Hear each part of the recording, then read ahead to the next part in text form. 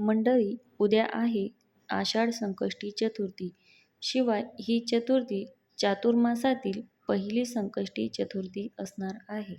या चतुर्थीला गणाधिप संकष्टी चतुर्थी असेही म्हटले जाते. संकष्टीचा उपवास हा चंद्रदर्शनानंतर पूर्ण होतो. त्यामुळे सर्वात महत्त्वाचं म्हणजे चंद्रोदयाची वेळ आहे रात्री 9:37 रात्री 9:37 चंद्राला अर्घ्य अर्पण करून गणपती बाप्पाची आरती करून मग तुम्ही उपवास सोडू शकता.